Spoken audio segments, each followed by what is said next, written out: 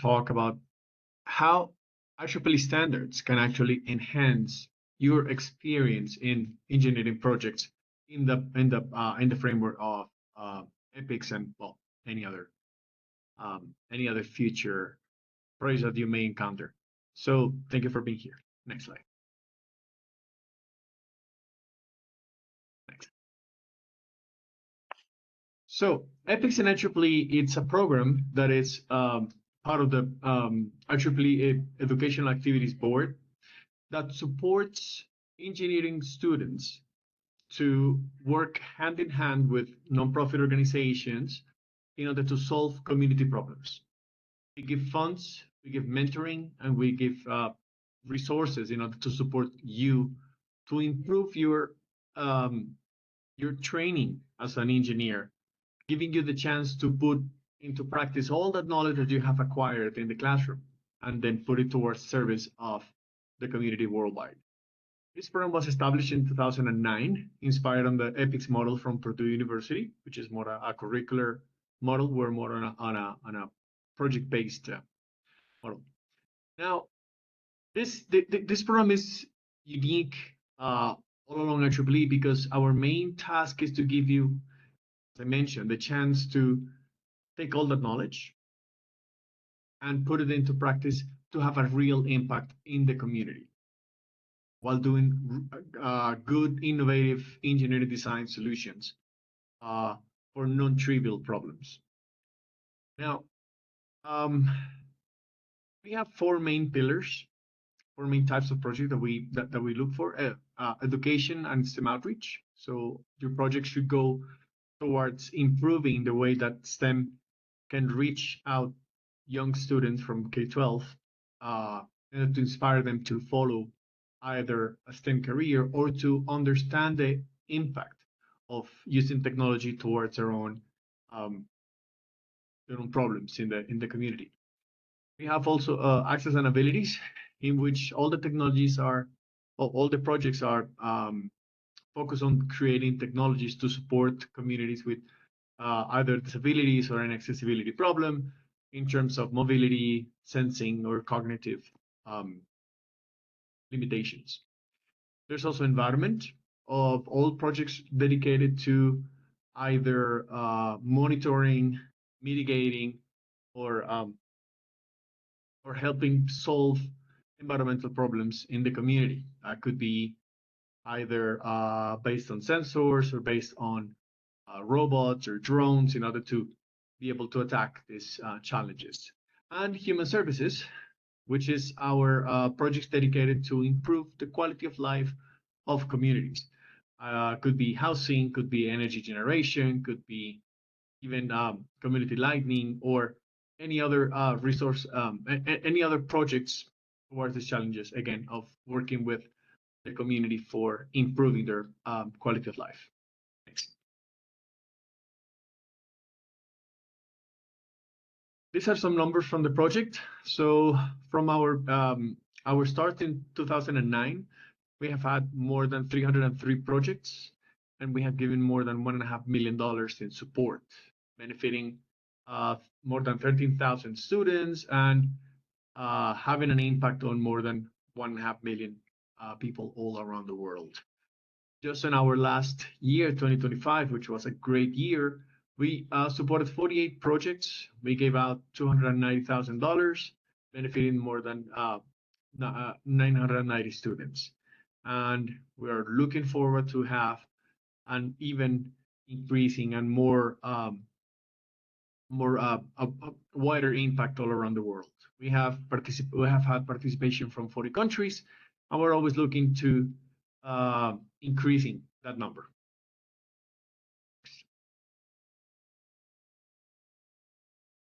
So apart from the technical skills that you're going to acquire, because of course, if you're tackling non-trivial problems, you're going to be learning new technical skills. But there are also the professional skills, which are also critical for your formation and your professional skills towards what after you graduate. For example, effective communication, collaboration and teamwork, leadership, project management, and time management. All these elements that you can acquire in this, they can be shown on your CV, and that is definitely going to make you look much better when you look for an internship, when you look for a job, or even when you go for a master's or a doctorate degree. Because of course, this also has some technical aspects that are going to show that you can do some like applied research.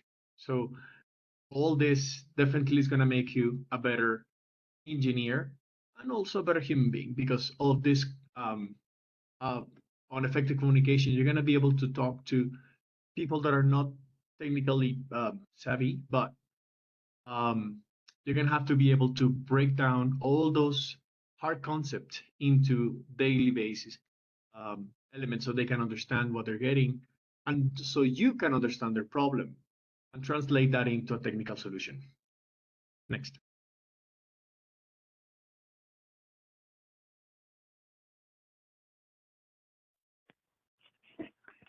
We welcome Erin Spigua Morales. She's the director of the operational program management at IEEE Standard Association. So welcome, Erin. Thank you, Pedro, and good morning, everybody. Thank you for the opportunity to discuss a little bit about the Standards Association and the standards development process. Great. So I want to first start and give you a little bit of context about what IEEE SA is and what does the Standards Association do. We are an operating unit under IEEE, and we really set the platform for people to come together, to be engaged, all different backgrounds, who want to solve challenges, look to explore opportunities, and evolve technologies. So we are really giving that platform for folks to come together and drive market relevant and develop open standards and solutions for everyday problems or challenges, I should say. So what does this look like? We're promoting innovation, protecting public safety, security, health and well-being, and we do this by offering a suite of programs that covers the entire standards development ecosystem.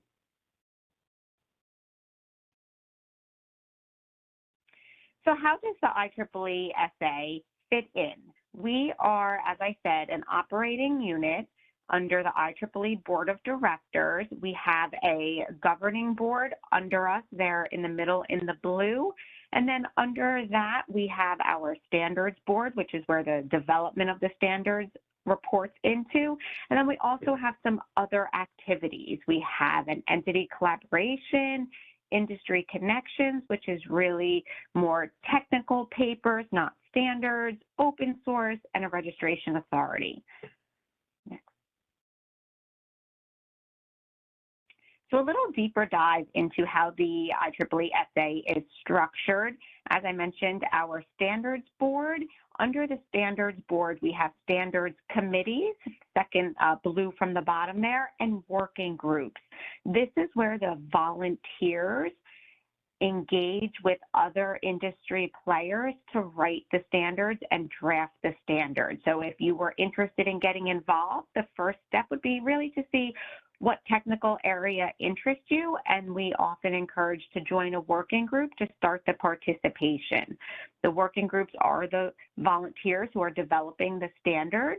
The standards committee is overseeing that work, and off to the side, we have our standards board standing committees, our new standards committee, audit, our review committee, and these are the committees of the board who are also made up of volunteers, but they are ratifying the initiation of new projects, the completion of new projects, and so we work closely with those board committees on developing the standards.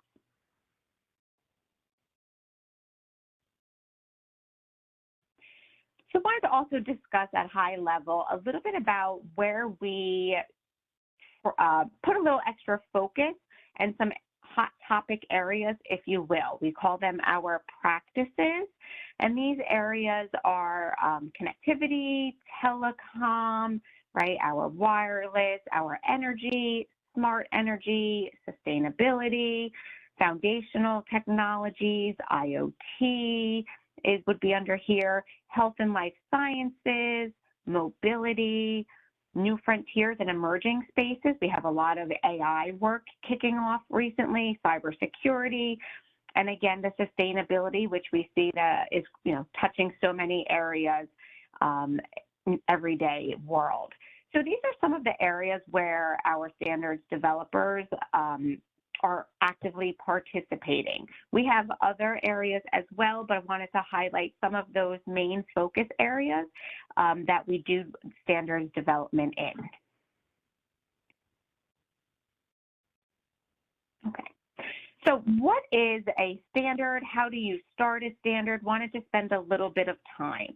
So we have the new standards committee, as mentioned earlier, and there is a PAR, a project authorization request. But prior to starting a standard, we have some other activities. You may not know, are you ready to start a standard? It may be more of a white paper, a report.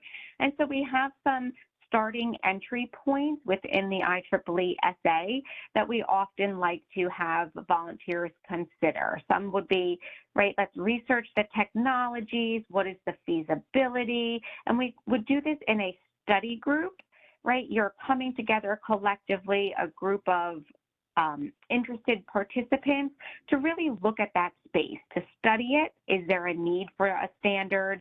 Is there one in the marketplace already? And to do that research.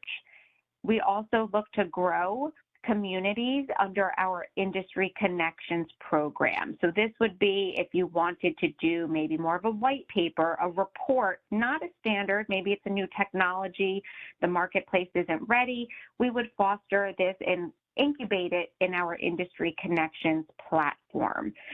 Oftentimes coming out of the Industry Connections, it may lead to a standard, but not always. And then as mentioned earlier, the practices and other communities we engage with as well.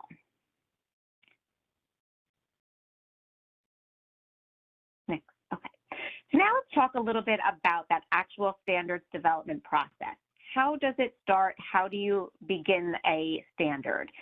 You have to have that idea, right? It may have gone through that study group, but you have that idea for, hey, the market is missing, there's a gap in the industry. We would help you, the staff, my staff would help find the proper standards committee to oversee the work, and then we would develop that project authorization request. And that project authorization request, after it's approved by our board, is really that formal kickoff of a project. After that stage, you develop your working group. You're having a kickoff meeting, introducing the work to the public. Who wants to participate? You're establishing your membership. We live by policies and procedures. We would have policies of how the working group is going to operate, and you develop your draft. This is a very iterative process where you are having draft one, updating it, different versions, and working together collectively to get a consensus. After the working group agrees that this draft is stable and you have a consensus that is ready for the next stage, we go into what is called SA ballot and a public review process. This is where we take the draft standard and we open it up to a broader constituency. Those who may not have been developing the draft, maybe they are end users, they are interested in seeing that final product, they're going to vote on it and provide comments. And then the working group takes those comments, maybe makes changes, and cycles through the ballot again. After you're done with that process, we would submit it for the final approval to our review committee, RevCom. And after it's approved, we go into the publication. Any standard, once it's approved, has a 10-year life cycle. So if it's published, excuse me, in 2026, it does not expire until 2036. And in that 10 years, you can revise as needed and amend it if there's changes in the technology. But at that 10-year mark, we would need to make that decision if it's going to be inactive or continue to be maintained. I wanted to give a little bit more context to the word standards. We use it very loosely when we say standards, but within that term, there can be several types of documents. So a standard would have mandatory requirements, right? The industry shall do X, Y, and Z. A recommended practice, this is a document that would have procedures and a preferred position of the working group. You really should choose this path. And then a guide is more, there's no clear-cut recommendation. You may want to try this. So there's different tiers of documents within the IEEE SA. That standard really having those shall mandatory requirements. But when I say the word standard, it's all encompassing of all three. It could be any one of those.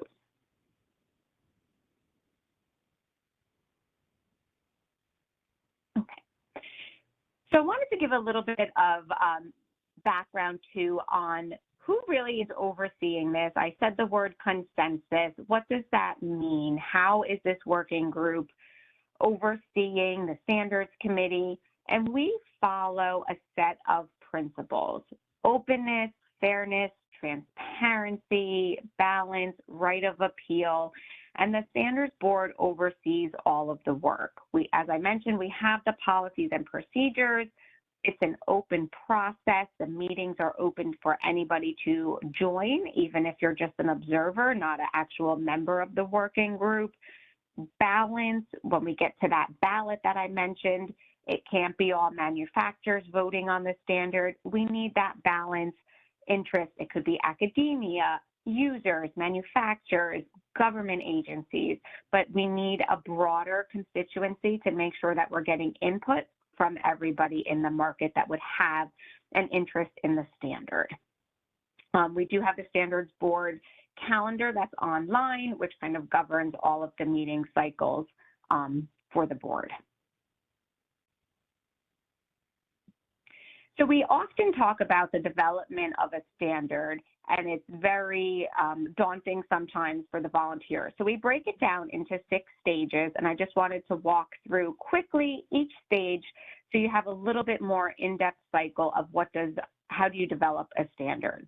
So stage 1 is that project initiation. You're developing that project form, you're getting it approved, you're meeting your program manager, the staff side from IEEE SA, who is there to partner with you and help you through the entire process, stage by stage.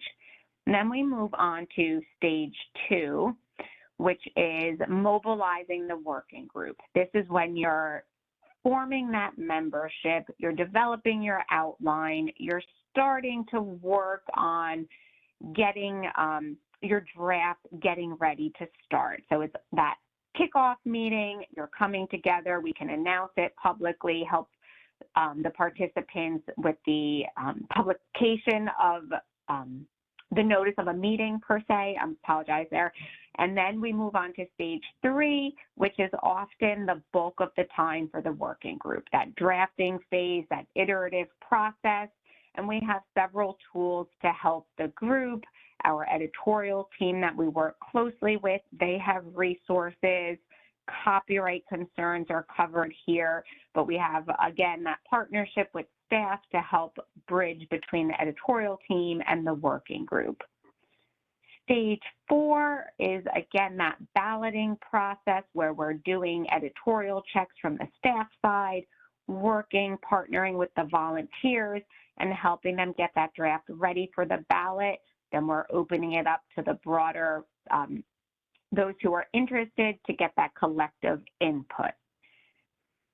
Stage 5 is that final approval, that SASB, the standards board schedule that we just mentioned, our review committee. Our review committee is checking to make sure that the process was followed. Again, to make sure that those principles of openness, balance, transparency, that those core principles were followed. So our review committee of volunteers is vetting that before the board will ratify and approve the standard. And then stage 6 is that maintenance of the standard. After it's published, we can go ahead and revise it, amend it, and or maybe a stable technology where we don't have to do much, but within that 10 years, the group has to come together and decide, should we keep it active or should we sunset it? Maybe technology has superseded and we no longer need that standard in the marketplace. And again, through this, the IEEE staff is partnering with the volunteers to help them through each stage. So that's a very high level view, but wanted to give a little bit of an overview of how we break that flow chart down. Oftentimes it's in these 6 stages.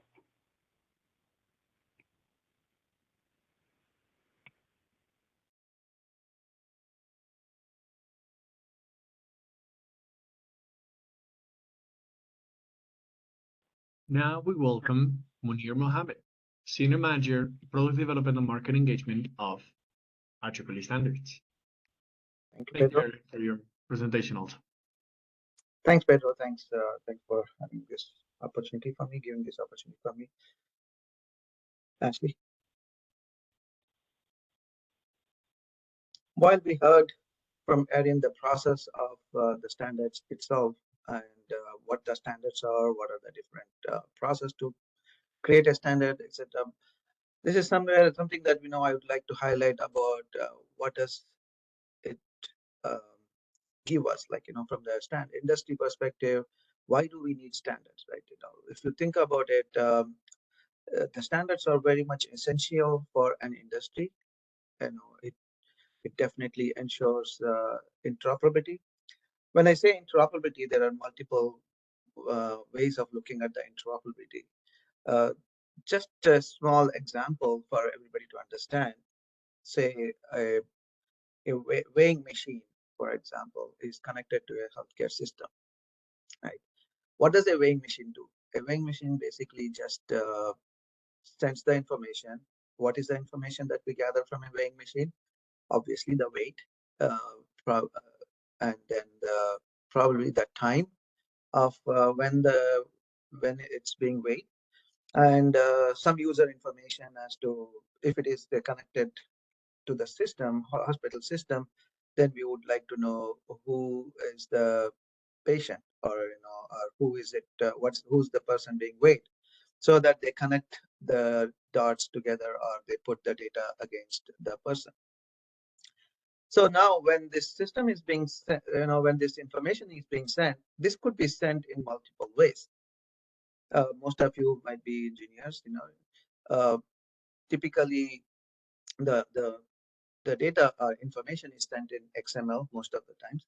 And that XML inputs could be in different ways. It could be the first element could be the name, the first element could be the weight, and so if you have multiple say weighing machines made from different vendors, different manufacturers, and each one has their own methodology, or the XML in which they are sending in a different format, then what happens is that if you want to store that information in a central repository, then what happens is then you need a mapping, because you need to make sure that okay, this information coming from X vendor machine should be equal to the machine coming from the Y weighing machine.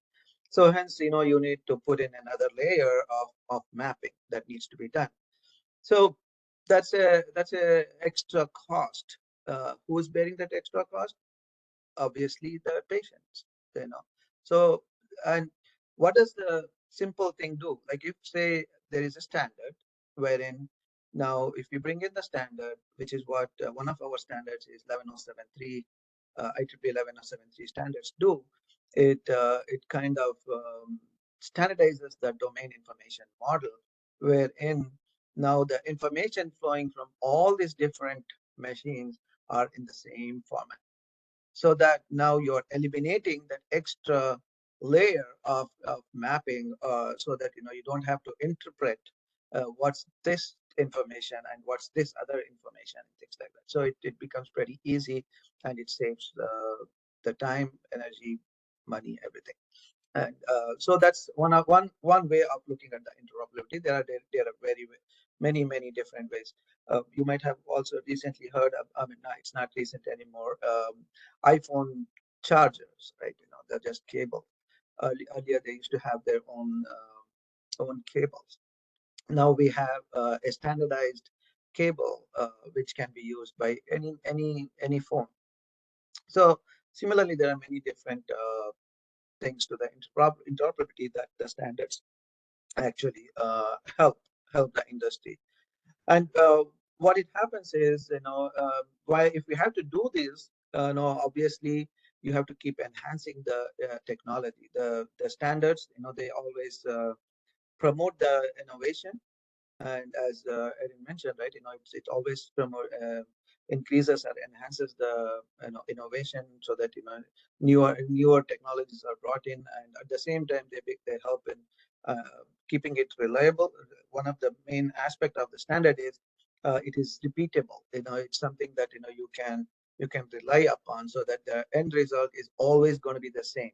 It's not that I have if I go to a if I just go to a McDonald's, irrespective of where I'm going, I can order the same dish and expect it to be the same taste and same everything. Why? Because it's all standardized. So it's all reliable. It's all standardized.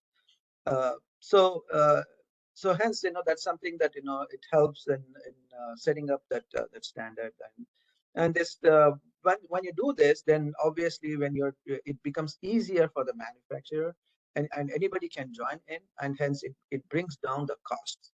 It brings down the cost for the end users, and then it creates new markets. It creates new market because now it can be used, and irrespective of the borders. It can be used borderlessly. Like it can be used anywhere. Like as I said, you go to anywhere. In fact, anywhere in the world, you kind of expect the same text or same format. So hence, now it really increases creates the markets, and it builds the trust. It definitely builds the trust. So if you say that hey, this particular device that I'm buying is Wi-Fi enabled, you never doubt about it. You never think about it. Oh, it's Wi-Fi enabled. It sure does work. So I don't have to think. I don't have to blink. I just have to connect, and it connects, right? So this is what the trust it brings in. The standards, it brings in the trust. It brings in, irrespective of who the manufacturer is. It once you have this the products adhering to the standards, then it becomes trustworthy. Now you don't have to prove yourself, and even though you might be new in the market, but now you already gained the trust that you're compliant to a particular global standards. So these are all some of the uh, benefits for the industries, for the users, for everybody who are going to be using the standards. Next slide, please. Uh, I already mentioned this. There are various technologies that we are involved in creating the standards. IEEE is involved in the standards, uh, especially the new emerging technologies. And now you see a lot of new technologies that we are having the standards in. In fact, not just the technology perspective, we also have uh, uh, the standards in ethics. Ethics in AI. Now this is something which is bringing in the people who were never connected to IEEE before. The people, when I mean the people and the professions, like for example, the advocates, the lawyers, the lawmakers, they are now looking into it. The healthcare industries, it's bringing in the real doctors. These are not the engineers, the technicians. These are people who are in a very diverse profession. They never used to think about this, but now the need is such that they're all coming together on this platform, and this is what the standards bring in. They are involved. I used to meet a professional doctor, MD, who was involved in creating a IEEE standard. So I used to go to this. And it's true that if you walk into a hospital, what do you see? You see a whole bunch of devices, and obviously when you're talking about these devices, they need all the there's all technology in there. It needs to be standardized and everything. So hence you see that that the standards that are being developed are uh, very much in many different areas. Nowadays people are getting into the wearables. Wearables is being used. They're It's in the t-shirts, in the sports, wherein it's monitoring their vitals, the sportsman's vitals, and sending that information for the management, for the doctors who are there, and things like that. So this is something that we never used to see, but now the with the IoT and all the other devices, the technology is coming in. It's the usage is just expanded like anything. Next slide, please. And as a typically, this is something that I used to get a lot. How I'm an engineering student, I'm a student. How do I get involved, or what is this something that I can be engaged into? And so definitely yes. And what I've seen, and Erin can vouch on this too, that when the working groups, these experts, they are the ones who are actually developing these standards, but they need the support from the colleges, from the academics. I have seen that now people, they the industry people, they also need some research work that needs to be done, some testing that needs to be done, so that some small jobs that needs to be done, which might be cumbersome for the industry guys, experts who are working on it. But guess what? If we have the faculty, if we have the students who are engaged in it, who can help them with the small testing and validation, and come back with the result, they would be very happy to use that. In fact, there's one standard which actually they were looking very much into, having some students looking into, or some colleges or research done, but they couldn't find it, and hence they had to that particular standard. I know it took a while to get into a draft mode, because that validation was not being able to be conducted.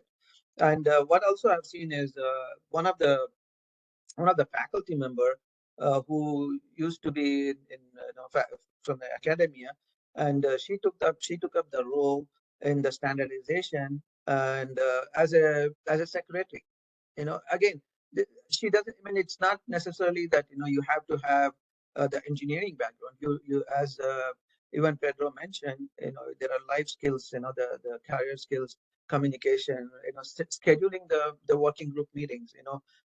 Taking those notes, sending it out to all the people, reminders. These are all the things which takes a lot of time. And if the student getting involved and engaged in this is a very basic thing, but they learn a lot. It's a huge learning that you get from it, and it not just necessarily helps in the standards, but that's a lifetime learning that you get. And getting engaged. What does it do? You get connected to this network. The technical network, the people who are already engaged. They now know your skills, and you have that advantage.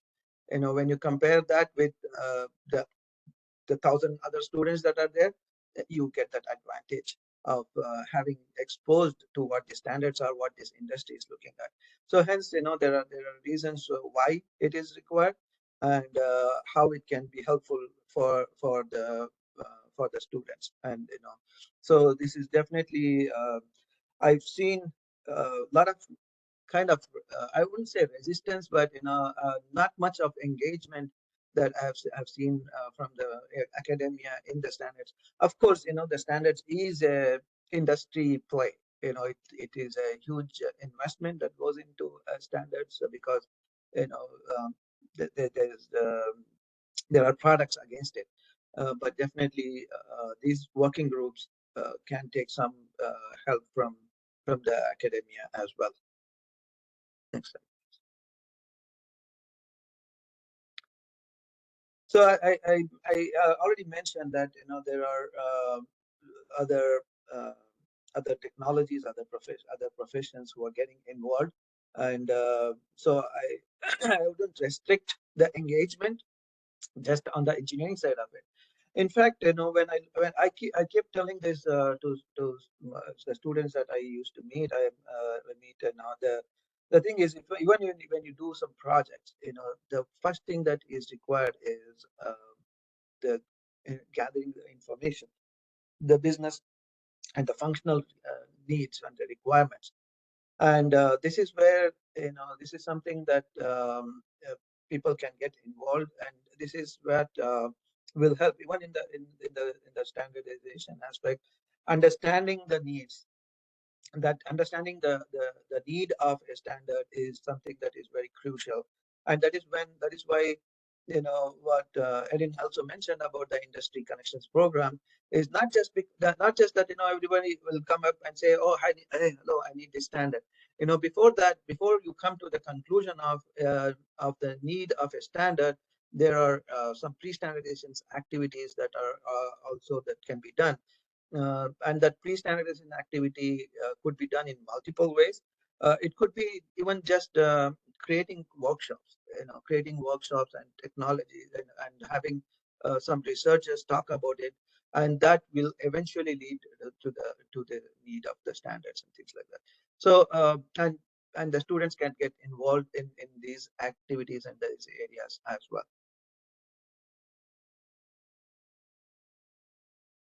Now, accessing and engaging with the IEEE standards, right? How do we get the access? How do we engage with the IEEE standards? One, definitely, we have something called IEEE GET program.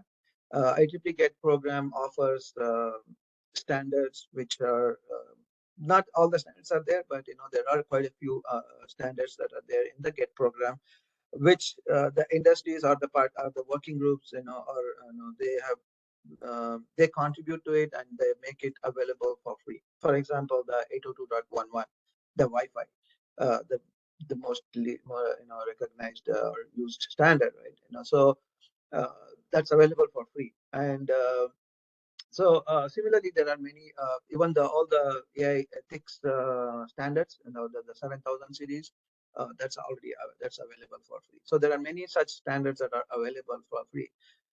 And I highly recommend the students to go through these standards. It, the one is, of course, understanding the technology behind it and things like that.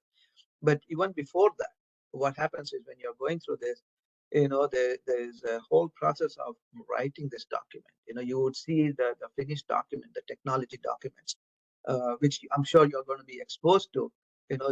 Just looking at that, you learn a lot even from just the draft of it, the documents, from the documentation perspective as such. Other than that, in the GET program, there is also the reading room. Reading room also, you have many standards that are out there. You cannot download and implement it, but from a reading perspective, from understanding perspective, that is really a good place for you to go there and look for it.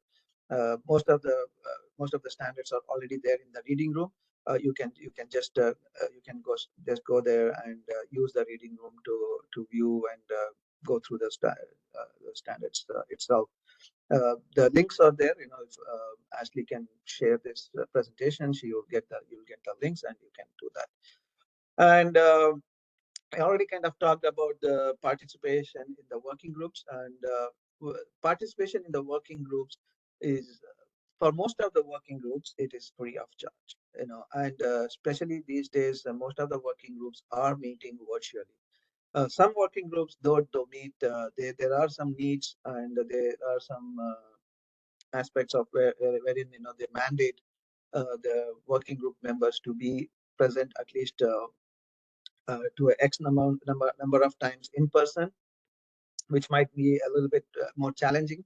But I'm sure there are many working groups which are out there who meet in a virtual form, and that is something that you can participate in it.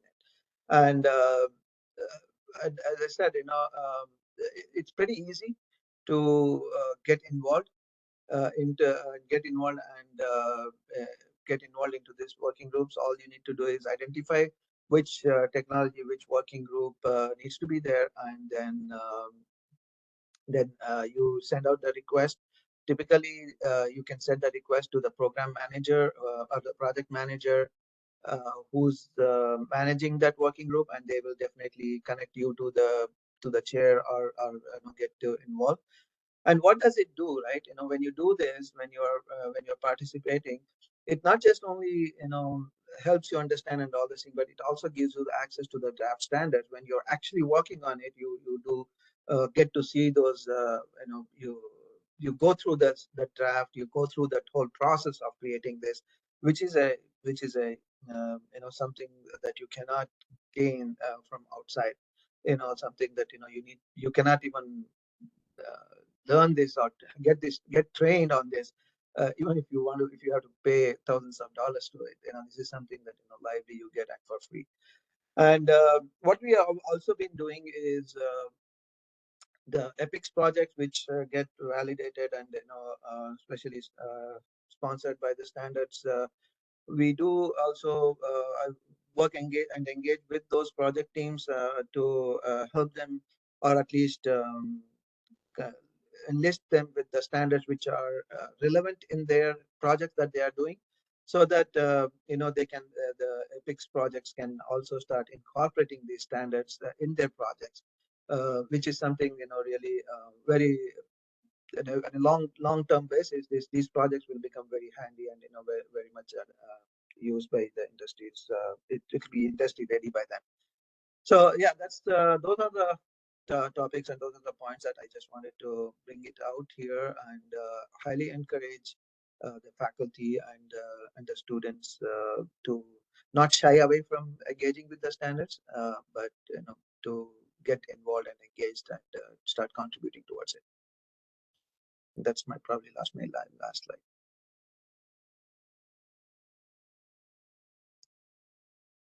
Thank you very much, Munir, for your presentation. It was very clear, and that final part where you were connecting the standards and the ethics project, which is the reason why we're here together.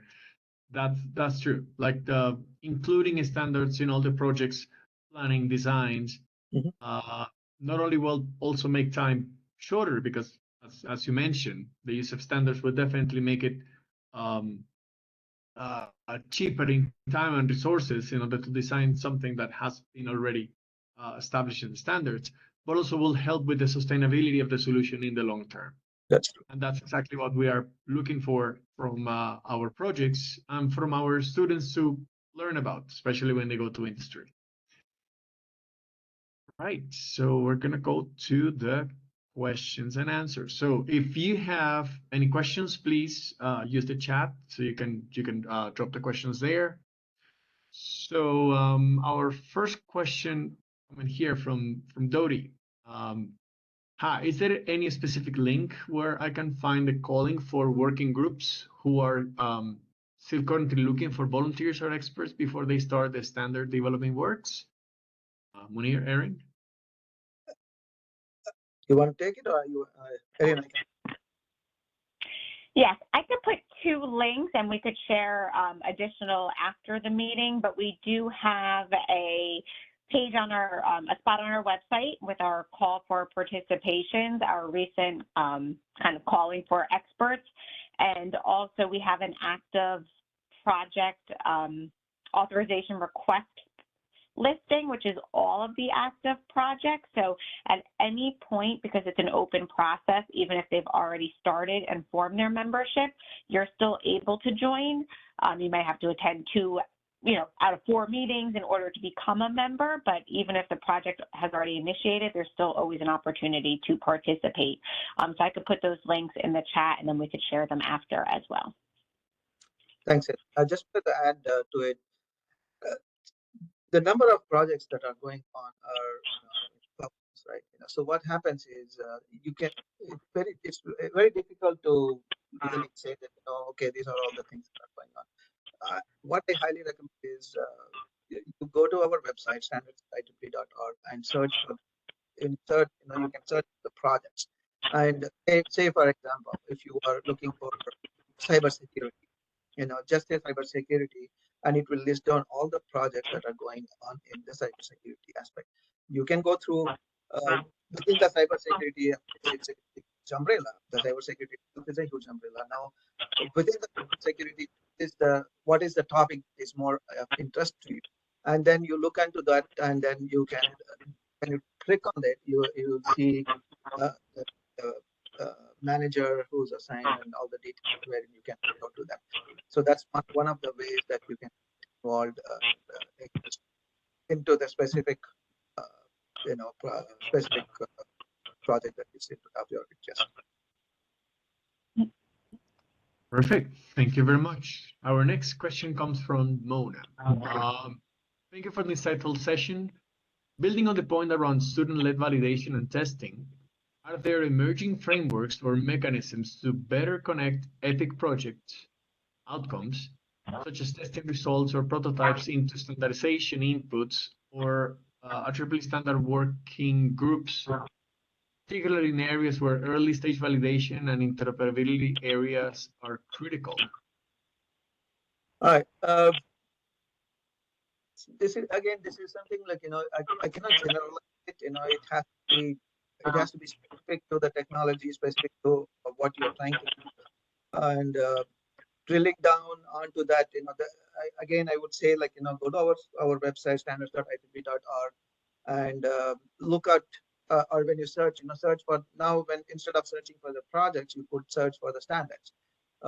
You search for the standards on that particular area, you will find the list of standards that are out there, and then you go to the reading room, go through the document, and you'll understand what this particular project is, what is the standard, what is this standard about.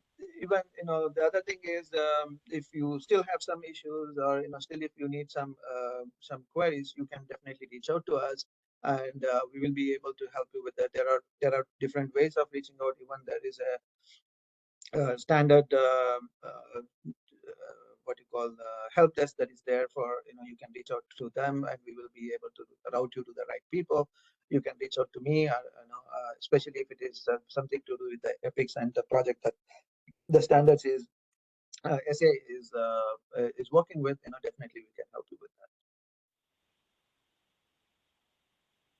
All right. So we have a question from Anupam. How can we contribute towards IEC standards, which are IEEE supported? So IEC is a different standards development organization, similar to what IEEE is, but consider them as two different standards bodies. They are two different competitors, or so we have multiple ways, but we do also engage. There are IEEE standards which have been adopted by IEC, ISO. For example, the 11073, that's something adopted by IEC and ISO. IEEE 7000 is adopted by ISO and IEC. So there are standards which are adopted by IEC and ISO, but how do you contribute towards IEC? That is something that you have to work with IEC.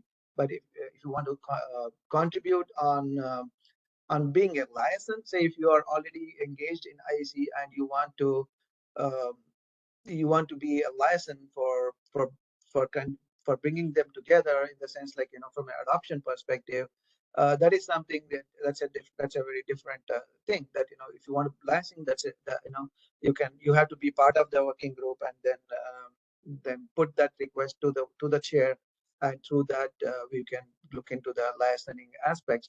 Other than that, I cannot answer you on how do you contribute to IEC. All right, thank you. Now we have a double question from Abdul, one of our committee members. how can we balance adherence to standards with the need for flexibility in community-driven projects? And the second question, which is also related to the first one, are IEEE standards always appropriate for local community needs, especially in diverse or rural settings? That's a great question. Let me answer you with a specific example, right? 802.15.4. 802.15.4 is one of the standards. So wherein initially this was limited to certain wavelength hertz, and that particular specification was not available in India, and they wanted a different specification. So that's a typical question that the local or regional aspect of it, right? So what did they do? They created a dot standard called working group called 802.15.4U. And then they started working on it. They developed that, and that was made available for that particular region. Later on, that 802.15.4U got merged into the 802.15.4 in the next release. So they kind of added this new specification onto it. So this is something, this is very much required, and because especially what happens is it is something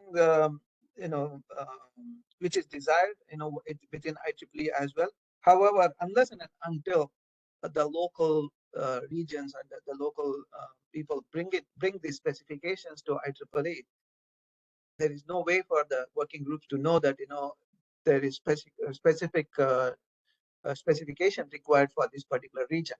It could be one, for example. I'll also give you another example. Especially like when it comes to electrical, certain specifications, are limited to mostly the Western world, and when we look at uh, the same thing in eastern part of the world, especially some of the developing nations, that might be very different. So unless and until we bring those specifications on, you cannot really have a really a global standard to it.